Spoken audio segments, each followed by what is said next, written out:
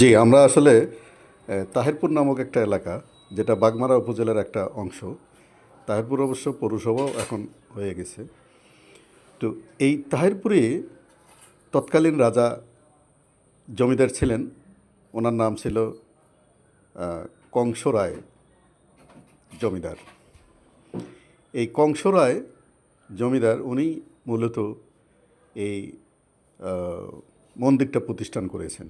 এটা হচ্ছেন সেই বিগত দিনের একটা বিখ্যাত দুর্গা মন্দির, যার সৃষ্টি 1480 খ্রিস্টাব্দ এবং 887 বঙ্গাব্দ সালে এই প্রতিষ্ঠান তৈরি হয়।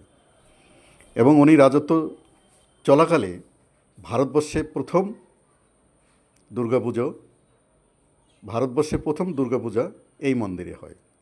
তৎকালীন সময়ে এই 9 লক্ষ টাকা খরচ করে, সেই সময় 9 লক্ষ টাকা খরচ করে মূলত এই দুর্গাপূজা অনুষ্ঠান করেছেন। এবং এই কংস রাজা এই মা দুর্গা দেবীর পূজা করেই উনি মূলত বর লাভ করেন এবং সেই বরেই উনি এখানকার যুদ্ধে জয়লাভ করেছেন। তো আমরা এটা থেকে জানতে পারি যে এই এলাকার, বিশেষ করে রাজশাহী এলাকায় যে সমস্ত রাজারা বা জমিদারেরা বসবাস করতেন, তার মধ্যে সবচেয়ে প্রবীণ হচ্ছেন এই রাজা কংসরায়। এই কংসরায় মূলত এখানে সবার আগেই রাজত্ব শুরু করেন। তো এনার এই রাজত্বকাল দীর্ঘদিনের, সবচেয়ে ভারতবর্ষের মধ্যে বেশি সময়কাল ধরে এই কংস রাজা এখানে রাজত্ব করেন। ইনি মূলত এনারও কোনো ছেলে নাই, 2 মেয়ে। তারা এখন তারা ভারতে অবস্থান করতেছেন এবং তাদের অনেক বংশধর তৈরি হয়ে গেছে সেখানে, কলকাতায় তারা ভালোভাবে বসবাস করছেন।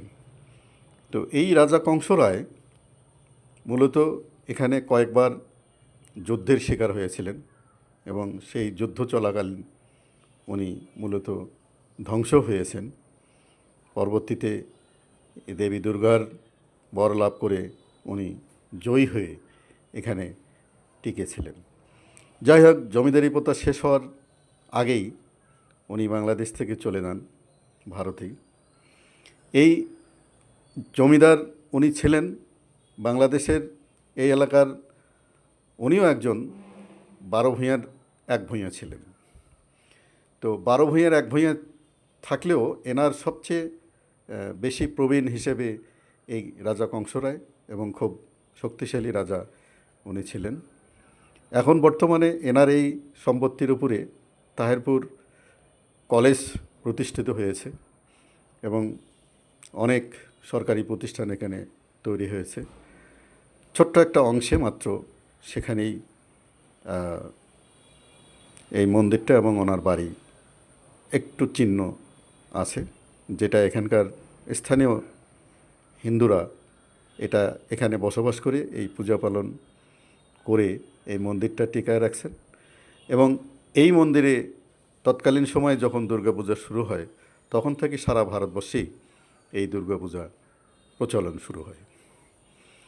দেবী দুর্গার যে কাহিনী, দেবী দুর্গার যে শক্তি, সেই শক্তির পরিচয় পাওয়ার পরেই হিন্দু ধর্মের পূজা শুরু হয় তৎকালীন সময় থেকে। তখন থেকে ভারতবর্ষের সকল হিন্দু সম্প্রদায়ের মানুষ তারা এই দুর্গাপূজা অতি উৎসাহে করে থাকে এবং এটা আশ্বিন মাসের কোনো এক তিথিতে, এটা ষষ্ঠীতে শুরু হয় এবং দশমীতে যায় এই পূজা শেষ হয়। তো বন্ধুরা, আপনারা আজকে এই রাজা কংস রাজার কাহিনী সব শুনলেন। এরকম আরও অনেক রাজা বাদশা থেকে শুরু করে অনেক